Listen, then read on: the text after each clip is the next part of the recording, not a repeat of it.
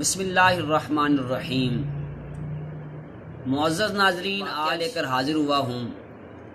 اس واقعہ میں حضرت سلیمان علیہ السلام کی بے مثال موت کا ذکر کیا جائے گا۔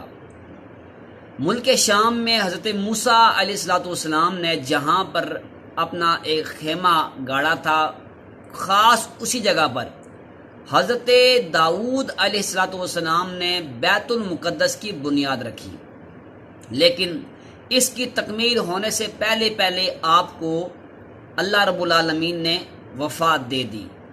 حضرت داؤد علیہ السلام کے فرزند حضرت سلیمان علیہ السلام اس عمارت کی تکمیل کے لیے آپ کو وصیت کر کے گئے تھے، یعنی آپ کے والد محترم حضرت داؤد علیہ السلام نے اس عمارت کی تکمیل کے لیے وصیت اپنے بیٹے حضرت سلیمان علیہ السلام کو کی تھی۔ چنانچہ حضرت سلیمان علیہ السلام کی حکومت جنوں پر بھی تھی، پرندوں پر بھی تھی، تو آپ نے جنوں کو یہ حکم دیا کہ وہ اس کی تعمیرات میں مصروف ہو جائیں۔ چنانچہ جن اس کو تعمیر کرنے لگے، اور یہاں تک کہ آپ کی وفات کا وقت بھی اللہ رب العالمین کی بارگاہ میں پھر آپ نے دعا کی، یا اللہ میری موت کا وقت تو آ گیا ہے، لیکن یہ جنوں پہ ظاہر نہیں ہونی چاہیے، کیونکہ اگر ان پہ یہ بات ظاہر ہو جائے تو کہیں وہ عمارت بنانا چھوڑ نہ دیں، اور دوسری بات جو جنوں کا یہ دعویٰ ہے کہ وہ غیب کا علم رکھتے ہیں، یہ بھی ان کا جو دعویٰ ہے یہ باطل ٹھہرے۔ چنانچہ حضرت سلیمان علیہ السلام یہ دعا مانگ کر محراب میں داخل ہو گئے اور اپنی عادت کے مطابق لاٹھی پر ٹیک لگا کر اللہ رب العالمین کی عبادت میں مصروف ہو گئے۔ اسی حالت میں آپ کی وفات ہو گئی، اور عرصہ دراز تک آپ ایسے ہی اس عصا پر کھڑے رہے۔ چنانچہ کافی عرصہ گزرنے کے باوجود بھی ان جنوں کو یہ حیرت نہ ہوئی کہ حضرت سلیمان علیہ السلام اتنی دیر کیوں کھڑے ہیں عصا پر، کیونکہ آپ نے کہیں مرتبہ کہیں مہینے اس طرح عبادت کی تھی، بلکہ دو مہینے بھی آپ اس طرح عبادت کرتے رہے۔ بالآخر دیمک نے آپ کے عصا کو چاٹا، اور جب وہ عصا نیچے سے خالی ہوا تو حضرت سلیمان علیہ السلام زمین پہ تشریف لے آئے۔ معزز ناظرین، قرآن کریم فرقان حمید میں اللہ رب العالمین سورہ سبا کے رکوع نمبر 2 میں اللہ رب العالمین ارشاد فرماتا ہے، فَلَمَّا قَضَيْنَا عَلَيْهِ اللَّهُمْ عَلَى مَوْتِهِ إِلَّا دَابَّةُ الْأَرْضِ تَسْعَتُهُ فَلَمَّا خَرَّ تَبَيَّنَتِ الْجِنُّ أَن لَّوْ كَانُوا يَعْلَمُونَ الْغَيْبَ مَا لَبِثُوا فِي الْعَذَابِ الْمُهِينِ۔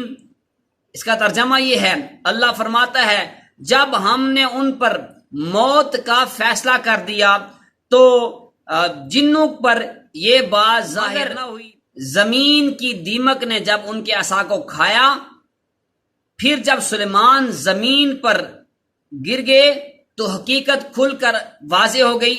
اگر غیب وہ جانتے تو اس خواری کے عذاب میں نہ رہتے۔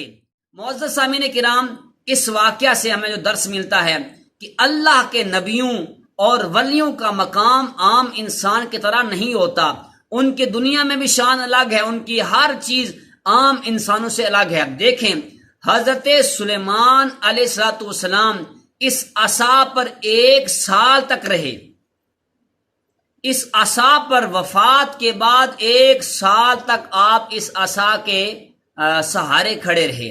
اس سے آپ اندازہ لگا لیں کہ جو اللہ کا نبی ہوتا ہے وہ مرتا نہیں ہوتا ہے۔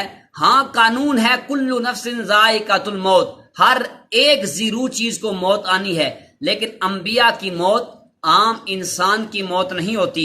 عام انسان کو جب اس کی روح قبض ہوتی ہے تو وہ فوراً زمین پہ گر جاتا ہے، لیکن 1 سال پہلے روح قبض ہوئی، 1 سال کے گزر جانے کے باوجود بھی آپ زمین پر نہ گرے، بلکہ عصا کے سہارے آپ کھڑے رہے۔ جب زمین کی دیمک نے آپ کے عصا کو چاٹا کھایا تو اس کے بعد آپ زمین پر تشریف لائے۔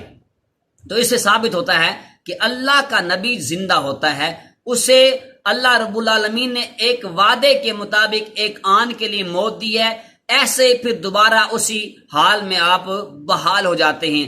اور نبی پاک امام الانبیاء صلی اللہ علیہ وسلم نے ارشاد فرمایا، ان اللہ حرم علی الارض ان تاکل الاجساد الانبیاء فنبی اللہ حی یرزقون۔ ابن ماجہ کے اندر حدیث پاک موجود ہے، مشکات کے اندر موجود ہے، دیگر محدثین نے بھی اس کو نقل کیا ہے کہ بے شک اللہ نے زمین پہ حرام کر دیا کہ وہ انبیاء کے جسموں کو کھائے۔ اللہ کا نبی زندہ ہوتا ہے، اسے رزق دیا جاتا ہے، لہذا نبی کو مردہ خیال نہ کیا جائے، بلکہ میرے کریم آقا مدینے والے مصطفیٰ صلی اللہ علیہ وسلم نے ارشاد فرمایا صحابہ کرام سے کہ میں تمہارے درود کو سنتا ہوں اور تمہیں پہچانتا ہوں، جو بندہ مجھ پر محبت سے درود پاک پڑھے میں اس کا درود سنتا بھی ہوں، اس کو پہچانتا بھی ہوں۔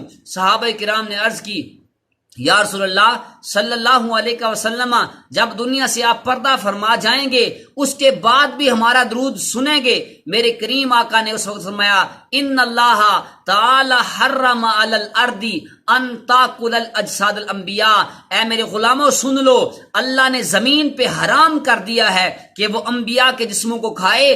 اللہ کا نبی زندہ ہوتا ہے، اسے رزق بھی دیا جاتا ہے۔